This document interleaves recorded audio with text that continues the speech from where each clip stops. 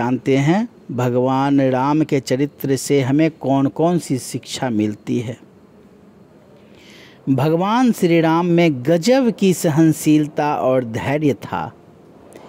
कैकेयी की आज्ञा पर राम जी ने 14 वर्ष का वनवास बिताया। समुद्र पर सेतु तैयार करने के लिए तपस्या की। राजा होते हुए भी उन्होंने एक सन्यासी की तरह जीवन व्यतीत किया। रावण द्वारा माता सीता के अपहरण के बाद भी उन्होंने संयम का काम लेते हुए सही समय की प्रतीक्षा की।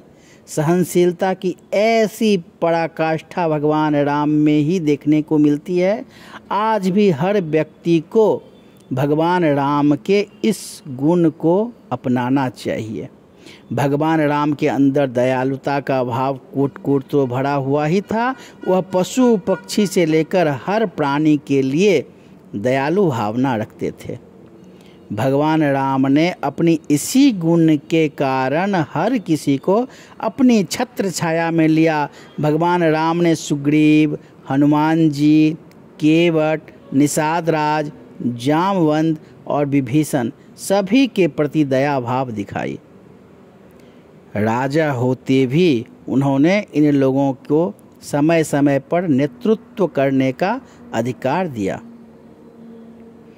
भगवान राम राजा होने के साथ साथ एक ऐसे कुशल प्रबंधक भी थे। वो सभी को साथ लेकर चलने में यकीन रखते थे।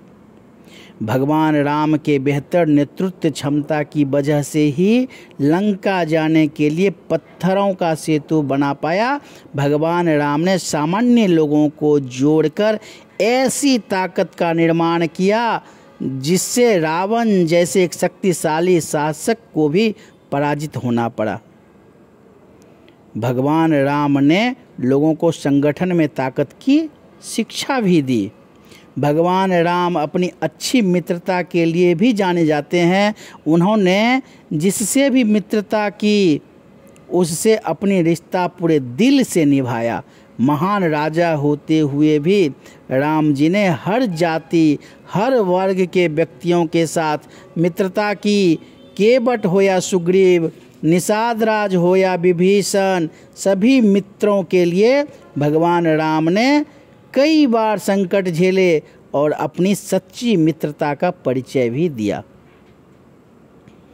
भगवान राम एक आदर्श भाई थे। लक्ष्मण, भरत और शत्रुघ्न के प्रति उनके प्रेम, त्याग और समर्पण के कारण ही उन्हें आदर्श भाई कहा जाता है। भगवान राम ने अपने सभी भाइयों के साथ एक समान व्यवहार करते थे। बड़े भाई की तरह हर मुश्किल में साथ दिया और उन्हें सही मार्ग दिखाया। भाइयों का भी उनके प्रति अथाह प्रेम था। वनवास जाते समय लक्ष्मण को भी उनके साथ वन ले गए। वही भरत ने राजपाट मिलने के बावजूद सिंहासन पर बड़े भाई राम की चरण पादुका रख जनता की सेवा की। आइए अब जानेंगे हनुमंत लाल जी महाराज के विषय में। क्या आप जानते हैं, एक अन्य कथा के अनुसार माता अंजनी एक दिन मानव रूप धारण कर पर्वत के शिखर की ओर जा रही थी। उस समय सूरज डूब रहा था। अंजनी डूबते सूरज की लालिमा को निहारने लगी। इसी समय तेज हवा चलने लगी और उनके वस्त्र उड़ने लगे। हवा इतनी तेज थी कि वो चारों तरफ देख रही थी कि कहीं कोई देख तो नहीं रहा है, लेकिन उन्हें कोई दिखाई नहीं दिया। हवा से पत्ते भी नहीं हिल रहे थे। तब माता अंजनी को लगा कि शायद कोई मायावी राक्षस अदृश्य होकर यह सब देख रहा था। उन्हें क्रोध आया और उन्होंने कहा कि आखिर कौन है ऐसा जो कि पति पारायणा स्त्री को अपमान कर रहा है। तब पवन देव प्रकट हुए और हाथ जोड़ते हुए अंजनी से माफ़ी मांगने लगे। माता अंजनी ने कहा ऋषियों ने आपके पति को मेरे समान पराक्रमी पुत्र का वरदान दिया है, इसलिए मैं विवश हूँ और मुझे आपके शरीर को स्पर्श करना पड़ा। मेरे अंश से आपको एक महातेजस्वी बालक प्राप्त होगा। और उन्होंने यह भी कहा कि मेरे स्पर्श से भगवान रुद्र आपके पुत्र के रूप में प्रविष्ट हुए हैं, वही आपके पुत्र के रूप में प्रकट होंगे। इसी तरह की वानर राज केसरी और माता अंजनी के यहाँ भगवान शिव ने हनुमान जी के रूप में अवतार लिया।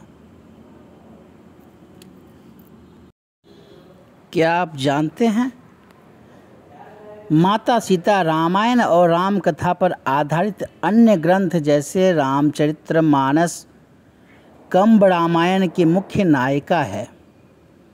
सीता मिथिला सीतामढ़ी बिहार में जन्म ली थी।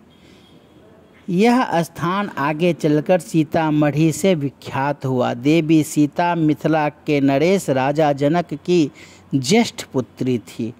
इनका विवाह अयोध्या के नरेश राजा दशरथ के ज्येष्ठ पुत्र श्री राम से स्वयंवर में शिव धनुष को भंग करने के उपरांत हुआ था। उन्होंने स्त्री व पतिव्रता धर्म का पूर्ण रूप से पालन किया था, जिसके कारण इनका नाम बहुत आदर से लिया जाता है। त्रेता युग में इन्हें सौभाग्य की देवी लक्ष्मी का अवतार कहा गया है। माता सीता की अन्य नाम जानकी, भूमिपुत्री, जनकात्मजा,